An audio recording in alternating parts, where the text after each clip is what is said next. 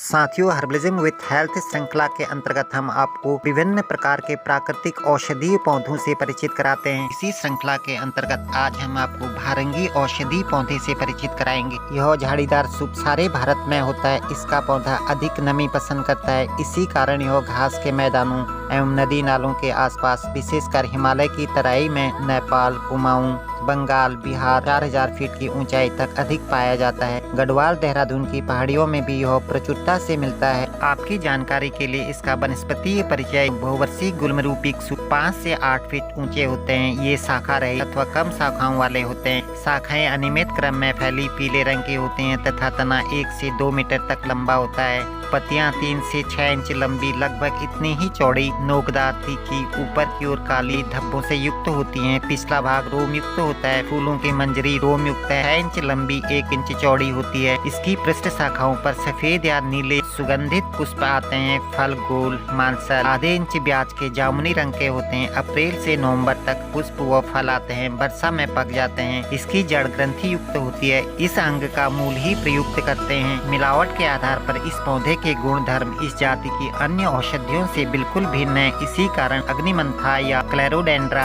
फ्लूमिडस indicus तथा भवनहाटी से अलग पहचानना बहुत अनिवार्य है, क्योंकि एक से दिखने के कारण इनमें मिलावट बहुधा की जाती है। अग्निमंथा का प्रयोग बृहत, पंचमूल तथा दशमूल में होता है एवं श्वास संस्थान पर इसका कोई प्रभाव नहीं होता है। पिपराजमा की छाल भी भारंगी के नाम से बेची जाती है। इन्हें परस्पर पहचानना वानस्पतिक परिचय से ही संभव है। इसके तने या शाखाओं की 3 से 6 इंच लंबी कलमें जमीन में, विशेषकर रेत प्रधान जमीन में शीघ्र ही जड़ पकड़ लेती हैं। डिक्शनरी ऑफ गार्डनिंग के अनुसार भारंगी धूप, गर्मी और जल प्रचुरता से चाहती है। इसका संग्रहण शीत ऋतु में भारंगी की जड़ का संग्रहण छाया में सुखा लेते हैं तथा सूखे मुखबंद पात्रों में सुरक्षित कर लेते हैं। 6 माह से 1 वर्ष तक इस औषधि को प्रयुक्त किया जा सकता है। गुणधर्म के आधार पर इस औषधि को श्वास रोगों में अत्यंत लाभकारी बताया गया है। भाव प्रकाश ने शोध, काश, कफ, श्वास, पीनस ज्वर में इसे प्रयुक्त करने का विधान बताया है तथा इससे 100% लाभ होने की बात कही है। इसका प्रधान कर्म कफ, वात शमन, शोधहरण, स्वेद जनन, कफग्न तथा श्वास का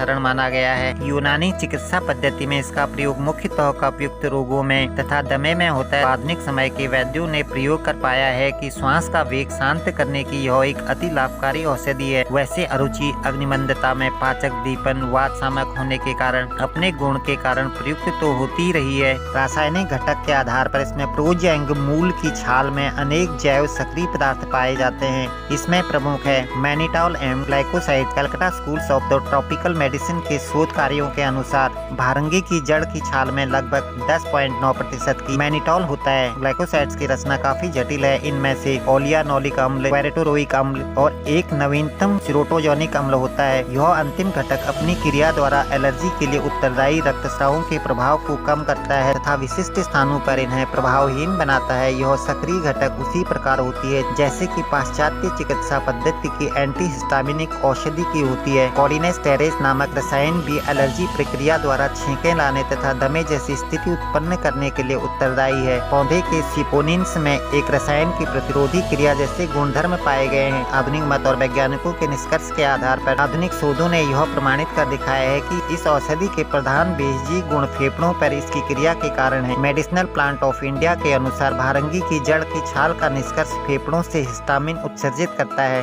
हिस्टामिन रहित फेफड़ों के टारगेट अंग काफी सीमा तक एनाफाइलैक्सिस या एलर्जी जैसी स्थिति से बच जाते हैं। श्री सचदेव आदि के अनुसार इंडियन जर्नल ऑफ फार्मोलॉजी भारंगी की जड़ के जल निष्क्रिय में तीव्र एंटी एलर्जिक गुण होते हैं। श्री मोदे व गुप्ता जैसे वैज्ञानिकों ने भारंगी से निकाले गए सेपोनिन को रक्त में सूडो कोलिनेस्टेरेज की सक्रियता बढ़ाने तथा मांसकोशों को प्रभावित करते पाया है। बनारस हिंदू यूनिवर्सिटी में श्वास रोगियों पर किए गए एक कंट्रोल ट्रायल से सिद्ध हो गया है कि भारंगी के रासायनिक घटक रक्त में घुलकर श्वसन रोकने की अवधि को बढ़ाते हैं, रक्त कोशिकाओं के बैठने की गति ESR कम करते हैं तथा श्वेत कणों में वृद्धि करते हैं। इससे रक्त में दौड़ रहे हिस्टामिन एंजाइम के स्तर में कमी आती है, जिससे श्वास की गहराई बढ़ जाती है।